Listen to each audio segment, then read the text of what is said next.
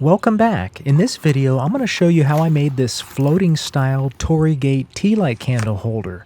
I'm actually taking some advice from those who commented in a previous video to improve this design. So I want to thank those who watch my videos and especially to those who take the time to provide comments. I hope you enjoy. The base is a 3.5-inch square and the top tier where the tea light candle goes is 2.75 inches square. This allows me to drill a 1.5-inch diameter hole to fit a standard tea light candle. I'm using a plank of oak. With it marked up, I'm able to use my table saw to cross-cut it with my sled and also rip it down to the dimensions I need.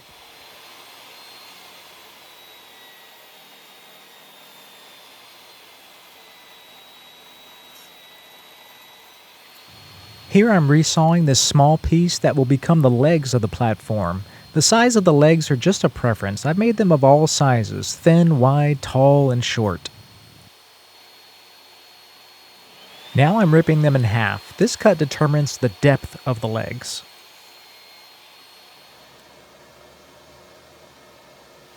Finally, I cross-cut them. This cut determines how tall you want the legs.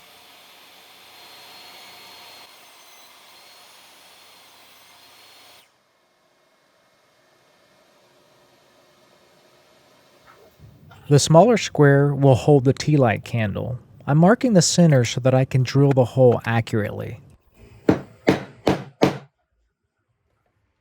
I'm chamfering the edges at a 45-degree angle. A big shout out to the person who took the time to post on one of my previous videos to warn me how dangerous it was to accomplish this using only my hands. I made sure to use supports on both the top and the side instead of my fingers this time. I'm drilling with a 1.5-inch Forstner bit. A hand drill can work just fine if you don't have a drill press.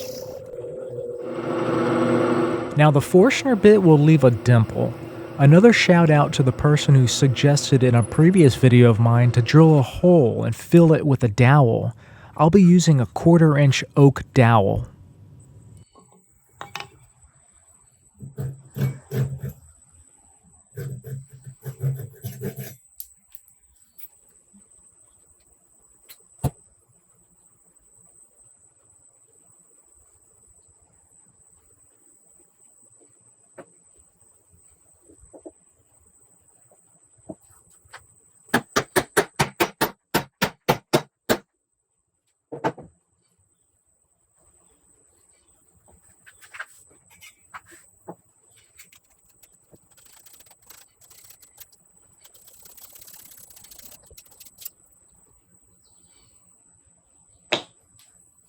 The next step is to create the floating effect. I do this by inserting a small piece of wood in between the platforms. You can make this as low or as high as you want.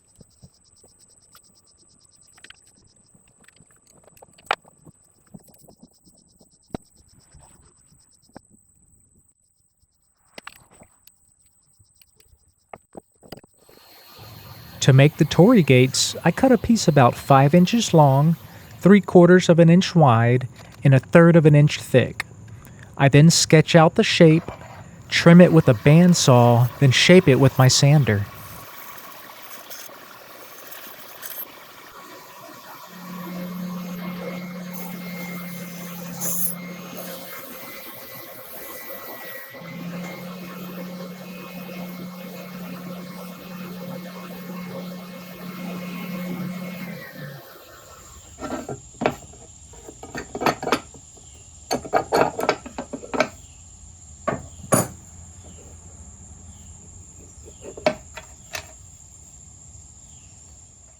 Okay, now for the fun part. I've done this several different ways and finally think I've come up with the best solution so far to connect the legs and the Torii gate to the platform.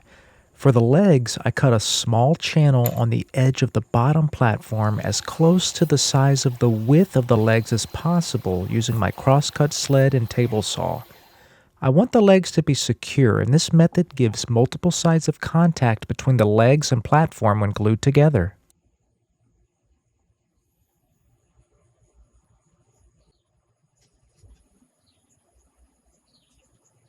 I like to use the end of a plastic straw to help with the glue up. It really does a great job spreading the glue inside the notch.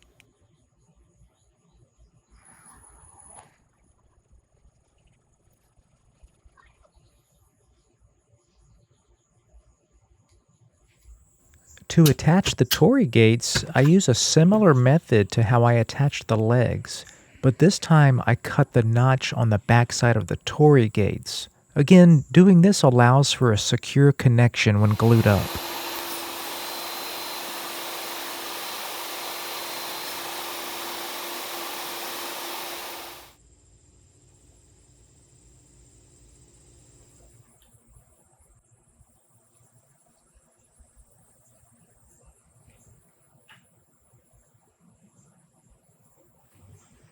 After the glue up, I started the sanding. However, I previously found it's more efficient to do most of the sanding before the glue up when it's easier to get into the crevices.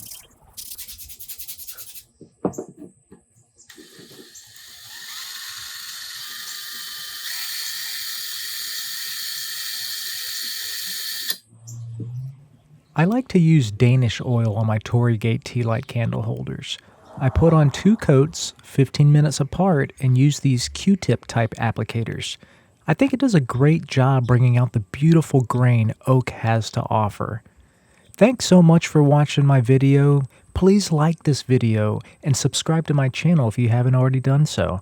I have a couple videos in the works and cannot wait to share them. See you next time.